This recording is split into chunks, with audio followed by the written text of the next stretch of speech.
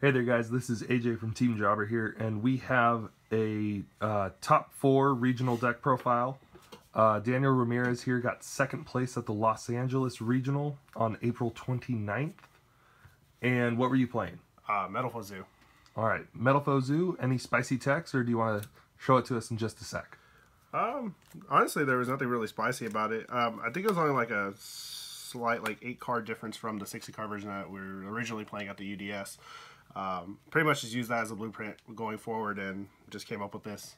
So. Alright, sounds good. Let's take a look. Alright, so for the monsters, it's just 3 of every metal foe. I just always wanted to have a hand of all metal foes. I didn't really mind the Bismuth gear because most of the time you just really needed a metal foe in your hand for the combination plays, and then also especially for the Baboon. I actually did have a few hands throughout the tournament where I literally just didn't draw a single metal foe. I guess that's just my luck though. 3 Archfiend Eccentric. It's literally one of the best cards in the deck. It's a metal foe in its own, and it's a exile force. Baits out Dragons and whatnot. 3 Guiding Ariadne.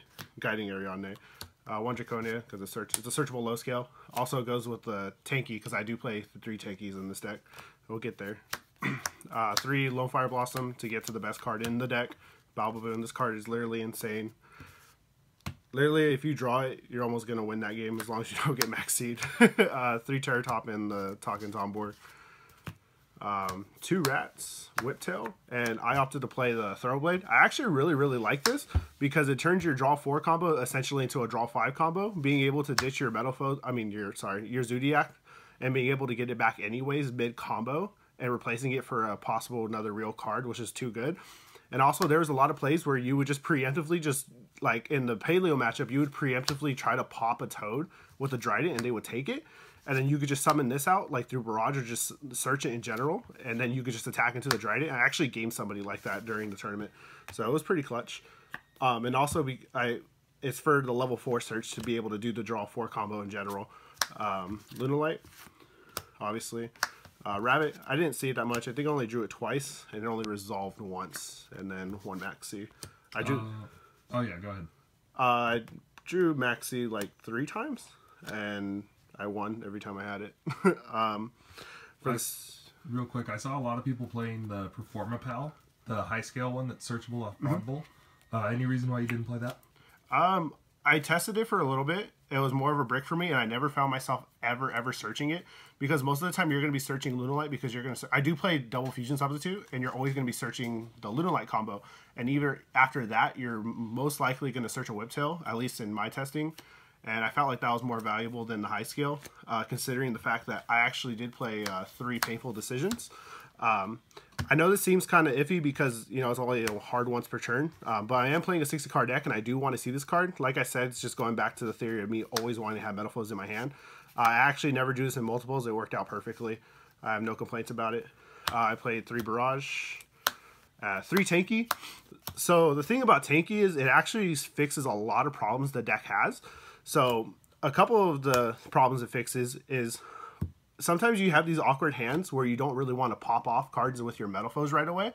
But Tanky actually replaces that because, 1, it's a searcher, and it's a free card on the board that you get to pop for metal foes instead of having to pop scales away because you want to keep scales in your hand so you can actually pendulum summon. 2, it searches a level 4 that you're missing for the draw 4 combo because draw 4 combo is just the normal Terratop play and then plus a 4 to normal summon to make the Emerald first and then fusion substitute twice. So it searches that. Also, when you're in combo, one of the problems Metalfoes has is the deck has more access to high scales than it does low scales, and Tanky searches Draconia right away. So you can go ahead and draw into this, and it just gives you a higher percentage of actually getting to a low scale, and I really like that. Also, when you're going second, it just gives you another option in the game to be able to keep continuing a play when you're trying to play through a board. And I can't tell you how many times I actually was able to do that. Because if you're summoning like your Terratops or you're summoning like a Baboon or you're going preemptive Pendulum summons, you can do this during your main phase 2 or just do it after they've already committed their board to you trying to respond to their board. And then just being able to Zoo combo and clear their board. It was just really good.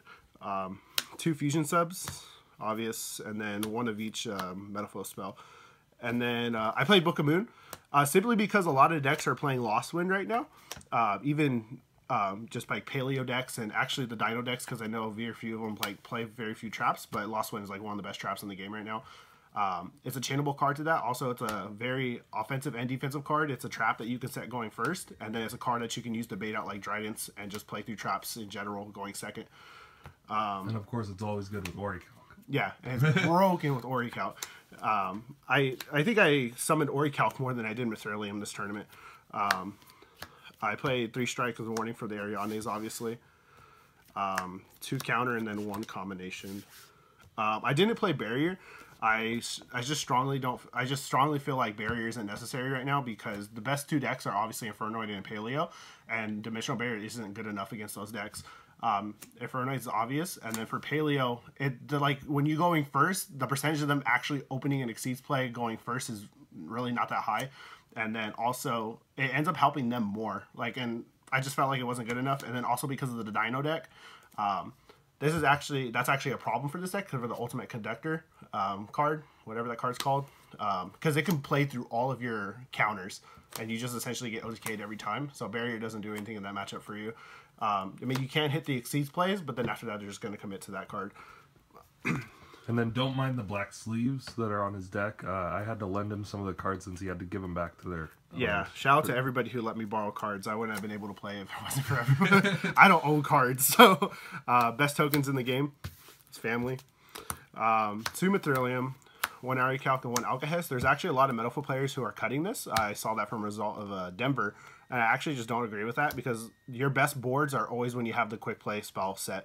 And also being able to make this first turn rather than making this, and then when they actually commit a play, you get to fuse away this and another Metalfoot to make this, and then you get to pop a card on their board, which disrupts the initial play, and then now they have to deal with the Alcahest. So it makes them lose 2 cards off your fusion, yeah. Basically.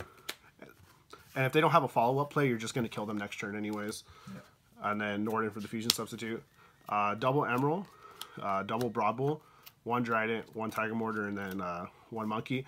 I only played 1 of each because the only one that you're ever going to naturally make twice is Broadbull, because Broadbull just keeps on advancing your game state. If Trident's staying on the board, you're going to win the game anyways. So I just never found a situation where that came up. And most of the time too is if your Trident does stay on the board, and even if you can't kill them, you could just overlay the Broadbull over it, detach the Trident, and then you could just Emor it back, and it just could proceed to continue to win. So. And then the 3 rank 3s with just the Breaksword and the Totem Bird. And now, how often did you summon the ones other than Invoker? I actually summoned Breaksword more than I did Totem Bird. I think I summoned Totem Bird twice throughout the tournament, but I think I made Breaksword like at least 7 or 8 times. This card is just always inherently a plus because you're always going to be popping your counters or popping your Metalfoot fusions to search a card or draw a card. It's just literally insane. And this baits out strikes very easily. It's just a really good card, and people underestimate it. There's actually some people who just don't play this card, and I think that's insane. Side deck. I was playing 3 Twin Twisters, 3 deck Lockdown. I actually didn't get to side this in because I only played against 1 Dino. It's for Dino. If you don't know what the card does, neither player can add cards from their deck to their hand except drawing them. Monsters can't be special summoned from the main deck, so they can't like do Baby Source combos. They can't do the True King combo. Basically just shuts that whole deck down.